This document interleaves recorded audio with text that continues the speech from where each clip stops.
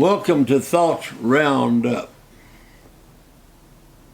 I appreciate the privilege of being with you today. Brother Larry Booker, one of my very best friends in this world, asked me to tell in one of the episodes of my first memory of anyone paying tithes. And so that's what I'd like to share with you today.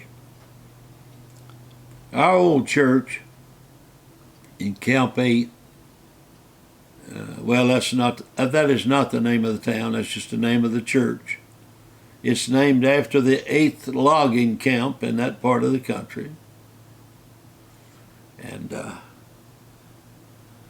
so we were in the old church, and I heard my dad say to the pastor, he said, Pastor, if you could come by tomorrow, I'd appreciate it. I'm ready to pay you my tithes. He said, all right, Brother Marler, I'll be out there tomorrow. Now, offerings were so scarce. In one offering, I believe it was, we got 2 nickels, or 1 nickel maybe it was, and 22 bullets. Those 22 bullets were valuable. They were used to bring meat and put it on the table. And so I'm sure that the pastor was plenty ready to come out to receive his tithes. Well, that lodged in my thinking, that lodged in my mind. I couldn't figure how it was going to happen, how Dad was going to do that. I really didn't know quite for sure what tithes was. So when the pastor came out the next day, I stayed right close to Dad.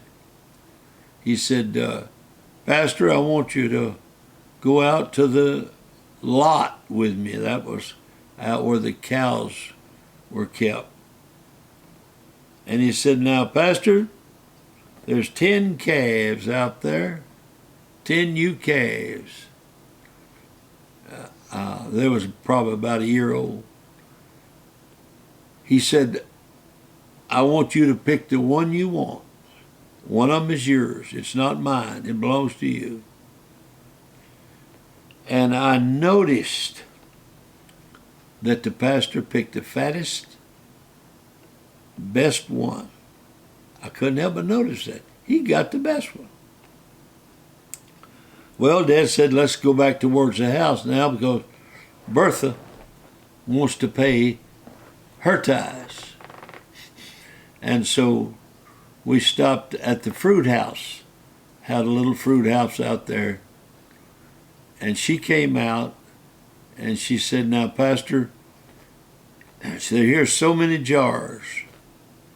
And she told him how many jars was 10% of the canned goods. And so this is peas, this is beans, this is canned beef, this is that, and this is preserves. This is fig preserves. Would you know that instead of him taking one of this and one of that and one of the other and one of the other till he got the amount, he took it all out in preserves. Well, man, that's what I put on my biscuits every morning. Man, I love those preserves so very much. And I could just see him taking all the preserves. I couldn't understand it. Well, I want to tell you something, and I hate to tell you this.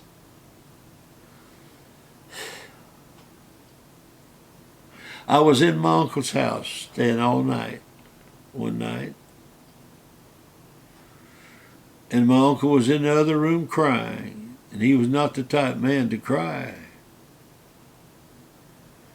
My aunt went in and I heard him say, "What's the matter with you?"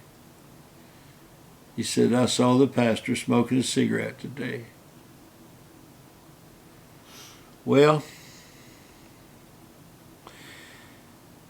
let me just say it like this. There's a lot more to the story, but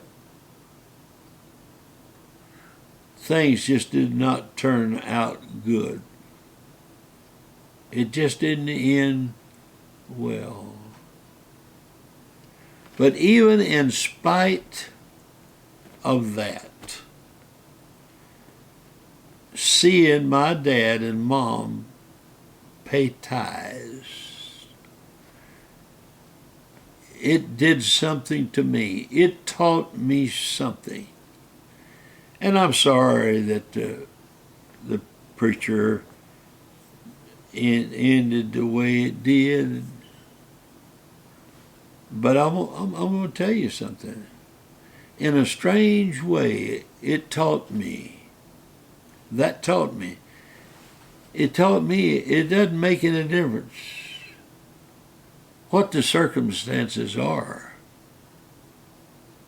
We pay tithes just because we're instructed to pay tithes. And I want to tell you, I have felt for many, many years that the only insurance that I have, the only real insurance that we have in our family is the fact that we pay tithes and offerings. It says and offerings. So it's not ours. And after we turn it loose, after we give it, we have no more claim on it because it belongs to God. Just, I'm always anxious to get it in God's hands.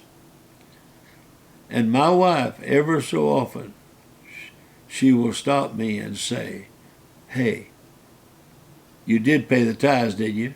Or, have you paid the tithes?"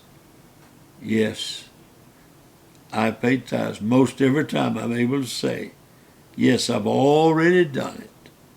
That's why I can sleep at night, because of that. God bless you.